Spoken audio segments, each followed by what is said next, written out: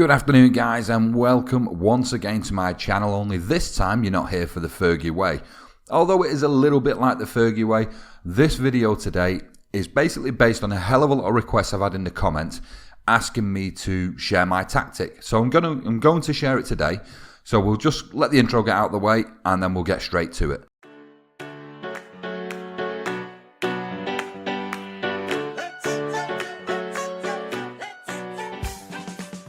So first of all, I wanted to sort of preface this with what the tactic was born from. Anyone who was watching the series in the very beginning knows that I started out with a flat 4-4-2. Now, when playing the flat 4-4-2, of course, we had a world record signing in Paul Pogba. And I'll be honest, he just kept on tiring. He just kept on tiring, and sometimes he wouldn't be able to see a game out any further than the 60th minute at best. So in a way to combat this, I moved on to a sort of 4-1-2-1-2 narrow, a bit of a diamond, to see if that could assist him, which it sort of did, but the squad wasn't playing well.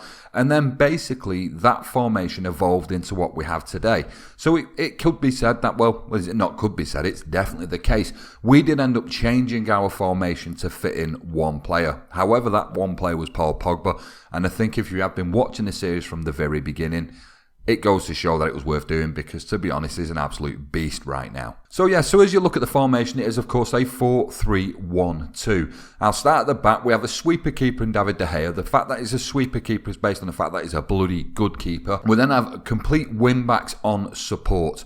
The reason I have support and not attack, now ordinarily you might look at this tactic and think, well, if you've got that defensive midfielder, you can afford for your wing backs to go forward a bit. He is only a defensive midfielder. He's not half back there, Neves. He's not told to come and drop back into defence when needed. So if I set my wing backs to attack, it's going to leave basically just two defenders at the back. And if the play going forward gets taken off us, we could be overturned very easily when you bear in mind a lot of teams on this game will play with wingers. So they stay on support. The great thing about support is one of them does go forward, it will retain the other chap from going forward at every opportunity. So I'll always end up with at least three people at the back, which is great for balance. And then as for the central roles, of course, advanced playmaker on attack. That role was basically built for Paul Pogba. Now he can play the deep line playmaker role. However, I wanted to play him in an attacking presence just because he's so good at going forward. As we've once just mentioned, Neves, he's playing a defensive midfield role. And then I have one midfielder who plays a supportive role. So we have one on attacking, one on defend. And that third midfield there is basically on the supportive. So we can join in on both sides. When you're bearing in mind that I don't have my wing backs coming too far forward, hopefully you would hope that that supportive midfielder doesn't ever have to come back too far. But that I find personally, it's just a very nice balance. Then in the attack midfielder role, we have Callum Gribbin sat there at the moment, but it is a trequartista attacking role. Now, once again, that role basically was because Juan Mata was playing there. When the tactic sort of clicked and started playing really, really well, the likes of Angel Gomez and Callum Gribbin, they began to retrain in areas that would suit them better to be a trequartista just going forward. So trequartista on attack, of course, very much a free license, and I think you can afford to do that when you still have three men sat in the middle of the park behind that trequartista. And then, of course, we come to the top of the field now. Of course, right now we have Martial and we have Rashford sat there. However, that complete forward role was pretty much put in place for Zlatan Ibrahimovic. And the great thing was it created a pivot for the attack. So as a complete forward, especially with someone like Zlatan and his capabilities, he was able to fundamentally take the ball from the midfield and basically play that last man in or play in the trequartista who would play the final ball to the advanced forward. It's worked very, very, very well. However, I will say that since Zlatan's not been playing as much, it's always been quite a hard position for another player to play. And then, of course, the advanced forward role, that fast man, the guy you want on the very last man in the defence, ready to break the line. Great anticipation, great pace, great acceleration, all the good stuff. That's where you'll get so much success with that formation. Now, before I go into the instructions, or before I go into player instructions, or anything else for that matter, one thing I would like to make abundantly clear now. I am playing with Manchester United. I also have world-class players across the park. I'm not saying that this formation is going to work for any team in any league or anything like that, but I've had it requested from me enough that I just thought best to make a little video. The link, of course, will be in the description to a little media file, and then you can give it a whirl yourself. So as we move into the team instructions now, the formation is set as a fluid control. So because I have so many great players, and of course that midfield is packed with great passers of the ball, set it to a control tactic so that we can really put pressure high up the pitch. We play a very, very narrow width. We want to be playing through the middle of the park at any given opportunity. And the reason I have tempo much lower, once again, harks back to the fact that when Paul Pogba was just basically always getting tired.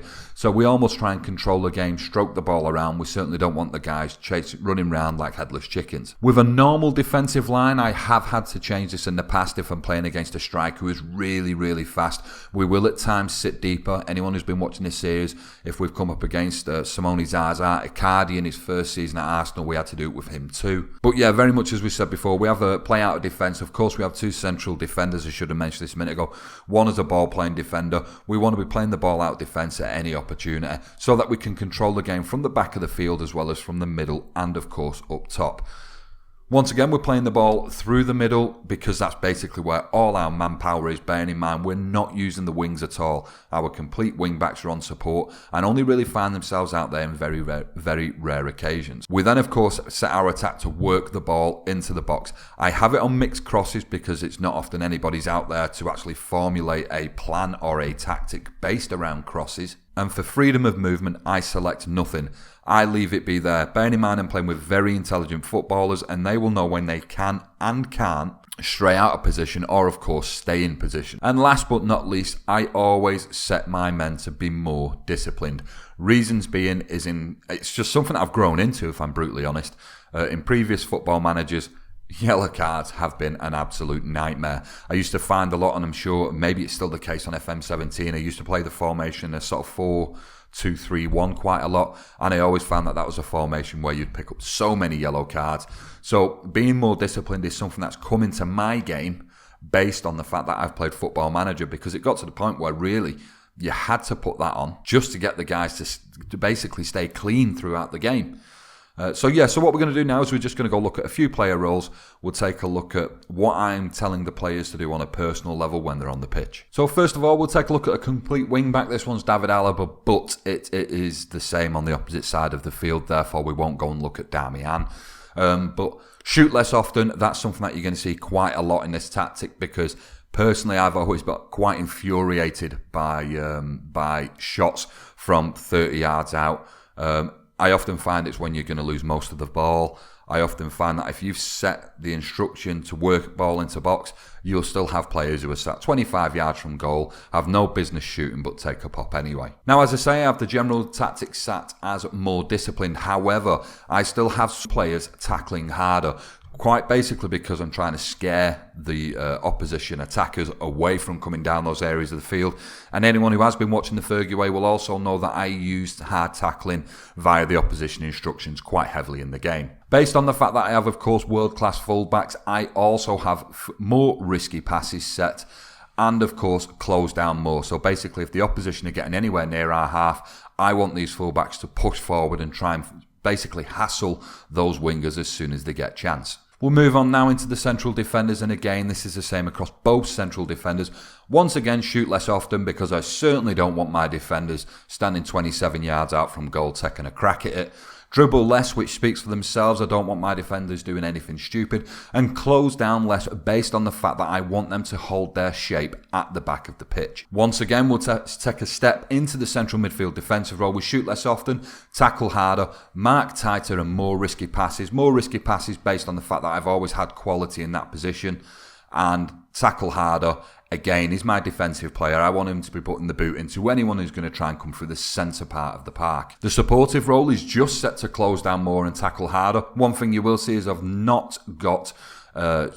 Basically, I don't have this player stops from taking shots, because more often than not, it's Ander Herrera and Renato Sanchez playing in there. And to be brutally honest, anyone who saw Renato Sanchez's goal against Hull will know why I'm not going to restrict him from taking long shots. Once again, Paul Pogba's position, we have him sat tackle harder and close down more, because we're trying to box off the middle of the park at any opportunity. So that's the three men there.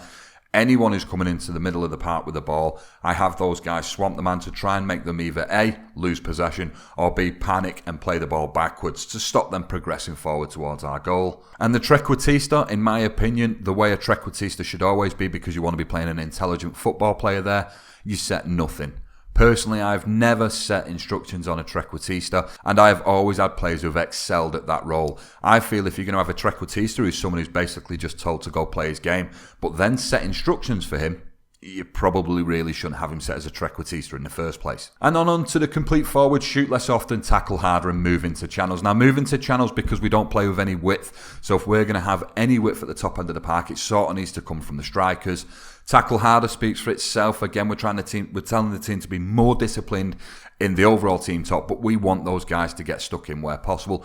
Shoot less often, which might seem crazy when you consider I've had the likes of Zlatan Ibrahimovic there. However, when we're in that final third, if we've spent a long time working the ball up that end of the pitch, we want to make sure that we're getting the ball into the box at any opportunity to hopefully make for an easier finish. And on to the advanced forward now. Once again, shoot less often because he is the last man up the pitch.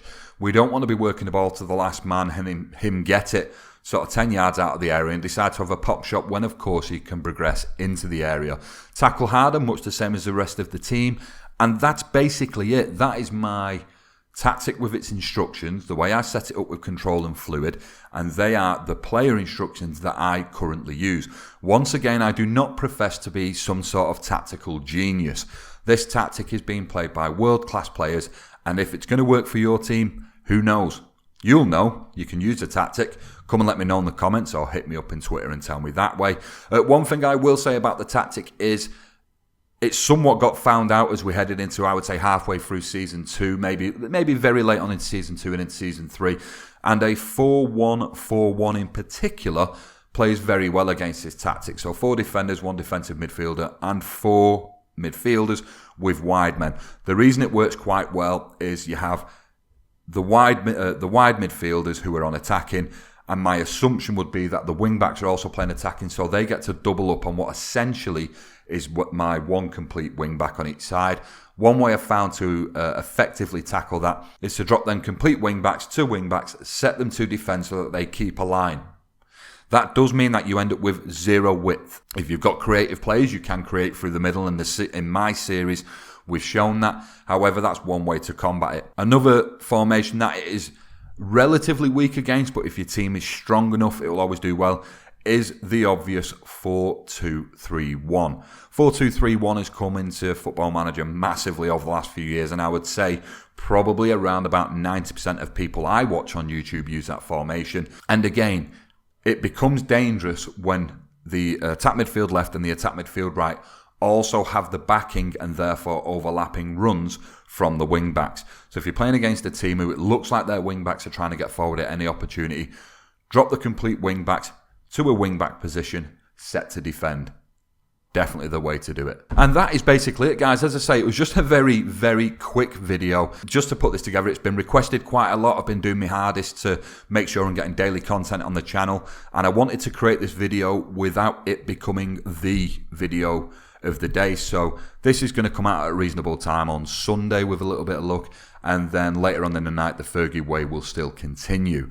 So yeah, please, if you enjoyed the episode whatsoever, if you think it's going to be of any help or you're going to go ahead and download it, hit the like button. If you're new around here, consider hitting the sub button. If you want to go and catch up on the Fergie way, head over to my channel there. There's a few playlists. One thing I will say, for anyone who's just stumbled across this tactic, I'm in Season 3. My first 2 seasons I won a couple of Premier Leagues.